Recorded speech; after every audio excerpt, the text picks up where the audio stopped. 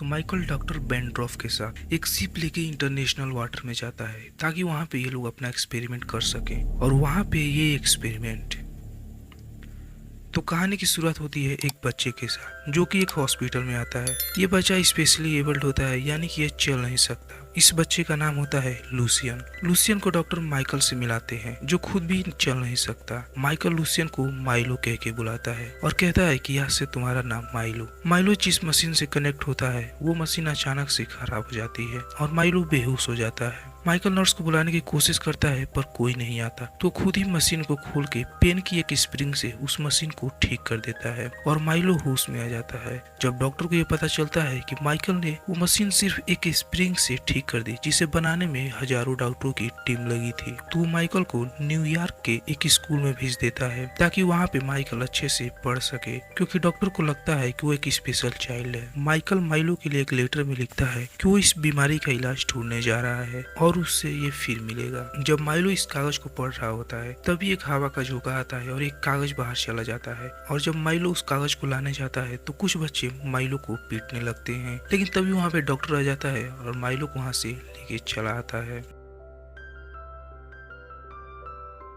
Michael ने मात्र 19 की उम्र में डॉक्टरेट पूरी कर ली होती है और आर्टिफिशियल ब्लड का आविष्कार किया होता है जिससे हजारों लोगों की जान बचती है। और माइकल को इसी बात के लिए नोबेल पुरस्कार मिलने वाला होता है, लेकिन माइकल नोबेल पुरस्कार को ठुकरा देता है और कहता है कि ये एक फेल्ड एक्सपेरिमेंट है, क्योंकि माइकल का असली मकसद तो खुद को ठीक करना होता है। माइकल अपने पेशेंट के साथ होता है तभी वहाँ पे डॉक्टर बेंड्रॉफ आती है और माइकल को लैब में बुलाती है। डॉक्टर बेंड्रॉफ पूछती है कि तुम्हारे लैब में ये चमगादड़ क्या कर रहे हैं, तो माइकल बताता है कि चमगादड़ एक ऐसे जीव हैं जो जीने के लिए सिर्फ खून पीते हैं। माइकल चाहता है कि वो चमगादड़ के वैम्पायर जीन्स को अपने डीएनए से मिलाए जिससे उसकी बीमारी ठीक हो जाए। डॉक्टर बेंड्रॉफ माइकल से कहती है कि ये इम्पॉसिबल है। माइकल अपनी सीरम को एक चूहे पे टेस्ट करता है और वो चूहा थोड़ी देर में ही बेहोश हो जाता है, पर फिर थोड़ी देर बाद ही चूहा नॉर्मल हो जाता है और ये देख के माइकल बहुत ज्यादा खुश होता है और वो तय करता है कि अब वो इस सीरम को खुद पे टेस्ट करेगा। माइकल माइलो से मिलने जाता है क्योंकि माइलो जुआ खेल खेल के अमीर हो चुका होता है।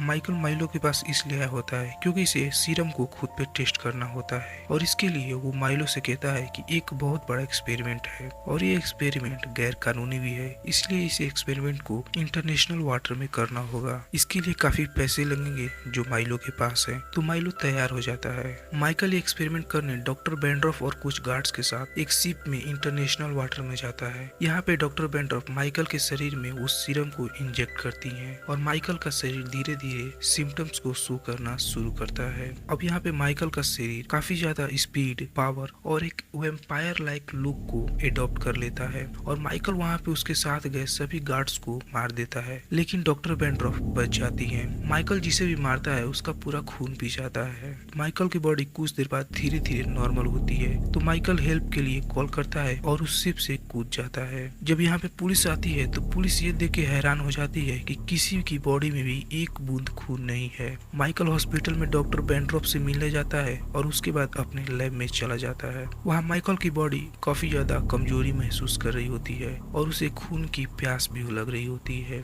तो माइकल आर्टिफिशियल ब्लड जिसे उसने खुद ही बनाया होता है उसे वो पी लेता है, जिसकी वजह से उसकी बॉडी दोबारा नॉर्मल हो जाती है। माइकल की बॉडी आर्टिफिशियल ब्लड से सिर्फ 6 घंटे ही स्टेबल रहती है और ये समय भी धीरे धीरे कम होता जा रहा है। तो माइकल को इस बात का डर लग रहा होता है कि अगर कुछ समय बाद आर्टिफिशियल ब्लड से उसका शरीर नॉर्मल नहीं रहा तो उसे रियल इंसानों का खून पीना होगा और माइकल ऐसा नहीं करना चाहता, तो इसलिए माइकल खुद को मारने का तय करता है और लैब के एक रूम में खुद को बंद कर लेता है और वहाँ पे उसका शरीर धीरे धीरे तड़प रहा होता है और वो लगभग मरने ही वाला होता है। तभी वहाँ पे माइलो आ जाता है और माइलो आता है तो माइकल से पूछता है कि तुम्हारे साथ ये क्या हो रहा है, तो माइकल लैब के ग्लास पे लिखता है ब्लड। तो माइलो जाता है और फ्रीजर से ब्लड ला के माइकल को देता है और माइकल इस ब्लड को पीने के बाद फिर से नॉर्मल हो जाता है। जब माइलो देखता है कि माइकल अपने पैरों पे चल सकता है तो वो भी माइकल से कहता है कि मुझे भी वो सीरम चाहिए, लेकिन माइकल उसे मना करता है और कहता है कि ये सीरम सीरम कोई आविष्कार नहीं बल्कि श्राप है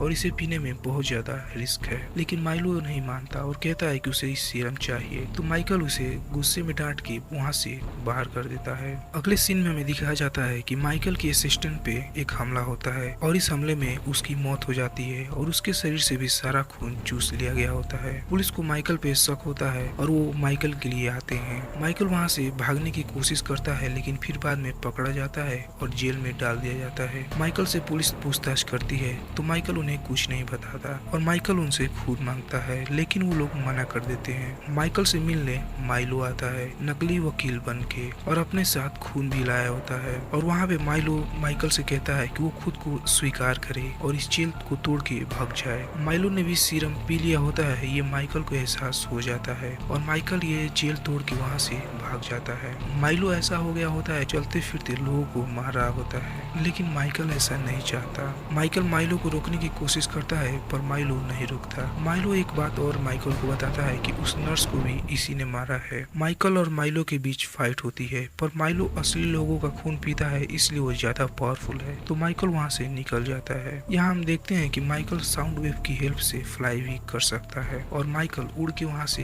भाग जाता है। माइकल डॉक्टर पेंड्रॉफ से मिलता है और माइलो को रोकने के लिए हेल्प मांगता है और लैब से कुछ सामान लाने को बोलता है। माइकल नकली नोट प्रिंट करने वालों के लैब में जाता है और उनसे उनका लैब ले लेता है और वहाँ पे एक सीरम बनाता है जो माइलो को मार सके। इधर माइलो लोगों को मजे से मार रहा होता है। डॉक्टर बेंड्रॉफ लैब से सामान लेने आई होती है तो वहाँ पे माइलो होता है और वो डॉक्टर बेंड्रॉफ को धमकी देता है कि माइकल मिले तो बोल देना कि हमारा सामना अभी भी झुंड से है। माइकल माइलो को ये एहसास दिलाना चाहता है कि वो भी एक वैम्पायर है और वो अपनी असलियत से न भागे। माइकल अपने लैब में एक एंटीट्यूड बनाता है जिससे शरीर में आयरन का लेवल काफी ज्यादा बढ़ जाता है जिससे चमगादड़ की मौत हो जाती है और यही वो माइलो पे ट्राई करेगा। माइलो उस डॉक्टर को मार देता है जिसने इसे बचपन से अभी तक सहारा दिया होता है। माइलो डॉक्टर बेंड्रॉफ को पकड़ लेता है और अपने नाखूनों से उसके गले में छेद कर देता है। माइकल डॉक्टर बेंड्रॉफ के पास आता है लेकिन उसे बचा नहीं पाता तो डॉक्टर बेंड्रॉफ कहती है कि तुम मेरा खून पी लो लेकिन माइलो को रोक लो। तो माइकल डॉक्टर बेंड्रॉफ का खून पीता है और माइलो को मारने चला जाता है। काफी देर तक फाइट और काफी देर तक एक्शन सीन्स के बाद फाइनली माइकल माइलो के शरीर में वो एंटीट्यूड इंजेक्ट कर देता है और वहाँ पे माइकल रेस्ट इन पीस हो जाता है, मतलब मर जाता है और यहाँ पे कहानी खत्म हो जाती है। और इसी मूवी में हमें पोस्ट क्रेडिट सीन में एक नए विलन की एंट्री होते हुए दिखाई जाती है। तो आपको ये कहानी कैसी लगे हमें कमेंट सेक्शन में बता सकते हैं और आप हमारी दूसरी वीडियोस भी देख सकते हैं जो आपको काफी ज्यादा पसंद आएंगी और चैनल को सब्सक्राइब करना बिल्कुल भी ना भूलें। धन्यवाद।